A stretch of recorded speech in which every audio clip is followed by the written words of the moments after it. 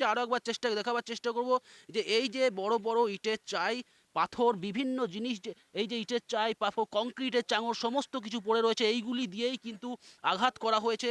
একাধিক পুলিশ কর্মী আহত হয়েছে, পুলিশের গাড়িতে ভাঙচুর করা হয়েছে। তার পরবর্তী ক্ষেত্রে বিশাল বাহিনী এখানে আসে এবং তারপরে কন্ট্রোল নেয় এই এলাকার। এখন পর্যন্ত পুলিশ সুপার যেটা জানালেন, 3 জনকে গ্রেপ্তার করা হয়েছে। পাশাপাশি এখনও কিন্তু গ্রামে পুলিশ সুপারের নেতৃত্বে তল্লাশি চালানো হচ্ছে। এই ঘটনার সাথে যে বা যারা যুক্ত প্রত্যেককে গ্রেপ্তার করা হবে, এমনটাই কিন্তু পুলিশ সুপারের পক্ষ থেকে জানানো হচ্ছে। এই মুহূর্তে গ্রামের একজন রয়েছে, তার সাথে সরাসরি একটু কথা বলার চেষ্টা করব। বলছি যে কি পরিস্থিতি হয়েছিল, কিভাবে ঘটনা আপনারা কি শুনেছেন, দেখলেন? ঘটনা দেখলাম, আমি ছিলাম না। এসে পরে দেখলাম যে এভিএম নাকি কি বলে তৃণমূলে ভোট দিচ্ছে, তো বিজেপিতে পড়ছে। এই নিয়ে একটু গন্ডগোল হয়েছিল। তারপর কিছু ছেলে উত্তেজনা হয়ে যে এইরকম কেন হচ্ছে বারবার, অনেক জায়গাতে হচ্ছে এই সমস্যা নিয়ে একটু হট্টগোল হয়েছিল। হট্টগোল পর অনেকটা সামাল দেওয়া গিয়েছিল, আমরা এসে অনেকটা সামাল দিলাম, ছাড়ালাম কিছু।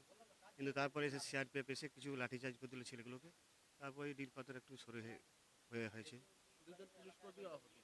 দেখি নাই কজন হয়েছে, আমরাও ডিল পাথরের ভয় আমি পাড়াই সামাল দিতে পারলাম না। লাঠিচার্জ করেছিল, তারপর ডিল পাথর হয়েছে। ইভিএনে ওই যে বলছিল যে একটা কি বলে তৃণমূলে ভোট মারছে, বিজেপিতে পড়ছে, এই নিয়ে একটা গন্ডগোল। তারপর মেশিন দেখা হলো, চেক করা হলো। আমার নাম শেখ শামসুর আলী। না, আমি এখন পদে করছি।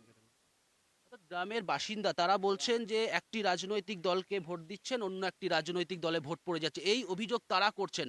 পাশাপাশি পুলিশের পক্ষ থেকে কিন্তু এই ঘটনায় গ্রেপ্তার করা হয়েছে 3 জনকে। এখনো পর্যন্ত তল্লাশি চালানো হচ্ছে এই গ্রামে এবং পুলিশ সুপার জানাচ্ছেন যে বা যারা এই ঘটনার সাথে যুক্ত কাউকে রেওয়াত করা হবে না, পরপর গ্রেপ্তার হবে, একের পর এক গ্রেপ্তার কিন্তু করা হবে। ক্যামেরায় বিক্রমের সাথে হিমাদ্রি।